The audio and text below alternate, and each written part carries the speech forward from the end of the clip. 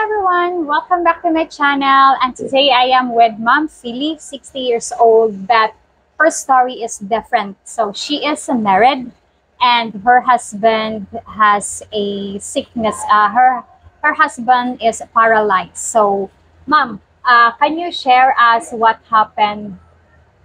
What was the happened of your husband why he ended into a paralyzed? Pwede nimo i-share sa amua kung unsay rason nganong na-paralyze imuhang bana.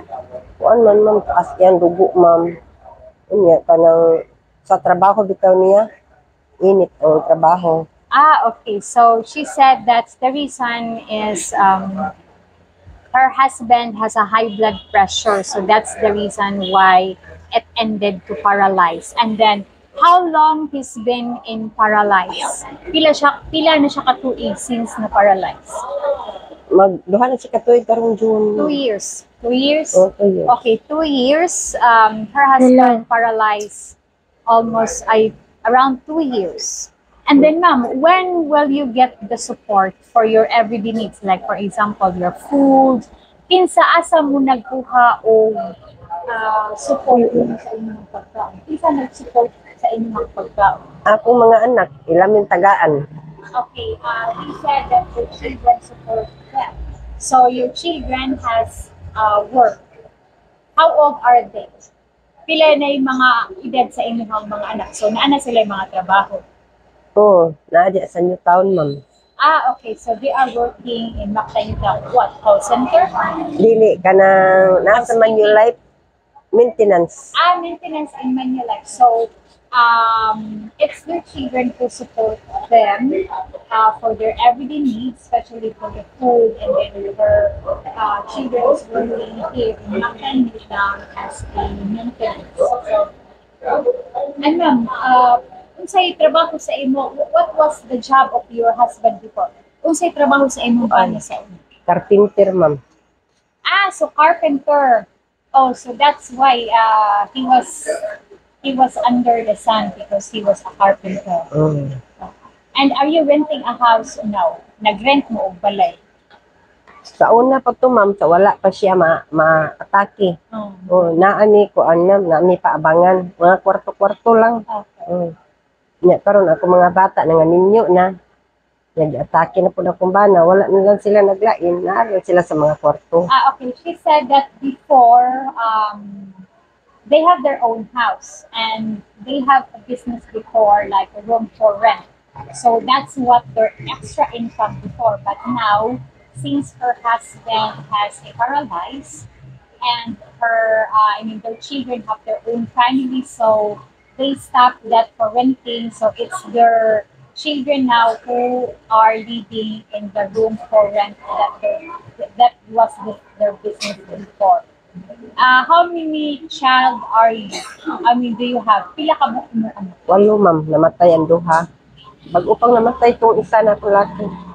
Okay. So they have 8 children. They have 8 children. It's you who take care of your husband. Ikaw nag-alaga sa inyong husband. Oo ma'am. Okay, and how's your life now that your husband is in paralyzed? Kumusta ang pinabuhi karon na imong bana na paralyzed? Pait ma'am eh. Pait kayo. He said it's very difficult. It's very hard. She said that it's very hard. Why it's very hard? Kuan kaya ma'am eh. Kanang kuan gid lisong di ma-spelling. She said she cannot explain the hardness. The very hard life. Okay, it's very hard life. But how you overcome the hardest life? Giunsa nimo pag-survive o giunsa nimo pag-overcome sa kalisod? Gantos lang gid ko ma'am, usay mahilak. Okay, she said that she sacrificed and sometimes she cried. She cried. And ma'am, can you share to us how hard is it to take her? How hard is it to in your situation now? Can you share to us? Pwede nimo isulti kung unsa gid kalisod ang imong sitwasyon karon? From 1 Ay, to kaila 10. ko na ko. Okay, from 1 to 10. Kuan man may lisod kaayo ka ng ma-maintenance. Wala. Okay, it's very hard. As she said, it's very, very hard. The life that we have now, especially, um, you think first the maintenance medicine rather than the food, because maintenance medicine is very important, because we can survive or we cannot accept if we lost our loved ones, right, ma'am? Kung dili na to kaya kung mawag kang ang isa sa atong gihigugma sa kinabuhi. Right? So, okay. And um, what was your job? You have no work? Why?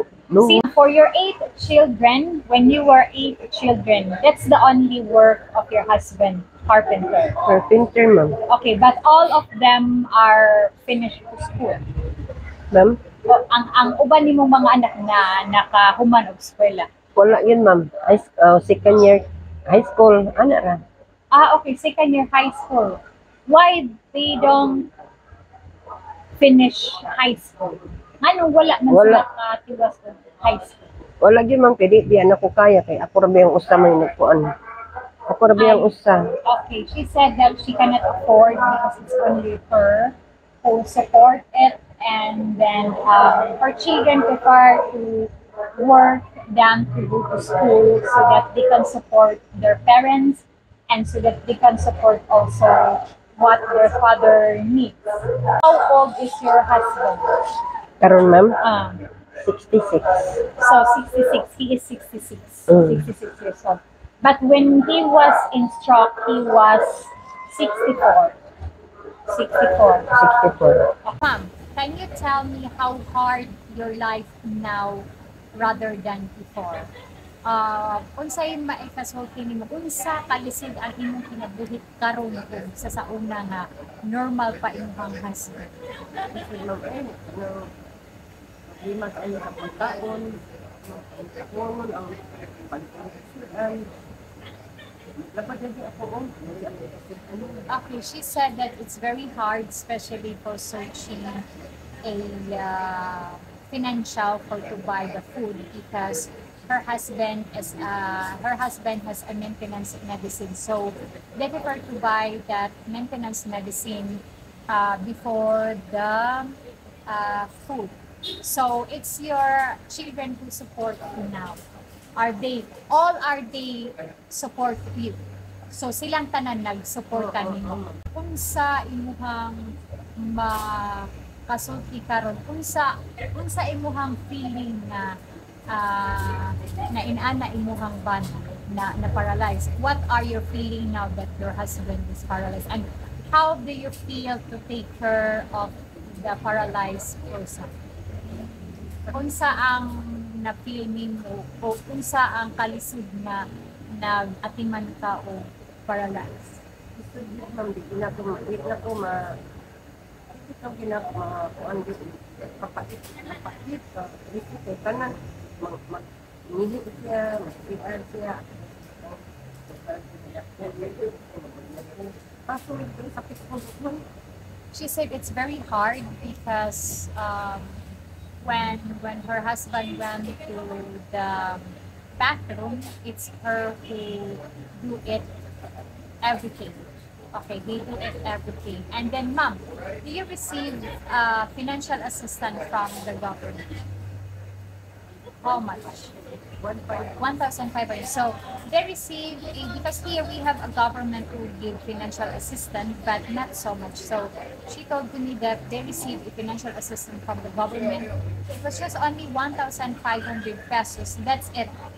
For one time only. And before you receive that 1,500, you need to give them some documents like residency or either the receipt from the prescription from the doctor. So that's it. That's the only thing that they receive from the government as a financial assistance. And ma'am, what how do you, I mean, is there any problem of the wife of your children that they are supporting you? Because sometimes, there is wife that all told to their husband, why you always give that we need it. So, naka-experience kag problema sa imuhang mga daughter-in-law. Naka-experience kag problema sa imuhang mga daughter-in-law. Oh. Huh? Sometimes. Okay, she said that she experienced a problem from her daughter-in-law because, here in the Philippines, there are some daughter-in-law are very selfish. Okay, they will tell to their husband, they will tell to their husband that why they give so much support that they cannot support their own family. So maybe there are kind of woman here or daughter-in-law. Okay, daughter-in-law. And ma'am, yun sa ninyo pag-survive sa inyong adlaw-adlaw nga, how do you survive on your everyday life? Yun sa ninyo pag-survive sa inyong mga inadlaw-adlaw nga panginahanglan. Kaya ma'am, kung nakapagpataw ko kanya naman, bakit kami para sa eskwela, para sa silihan, para sa kamukal, bukas. Okay, she said it's very hard the life now because even if she has a little bit of money, but she must budget it like for the fare, on the pedicab going to school, their food, their dish, their rice, and for the maintenance medicine. Kelly is 60 years old and her husband is 66 years old. And her husband is a carpenter. So, Ma'am Kelly, thank you so much for sharing your story. And here, as you can see here, we have different kind of story in life.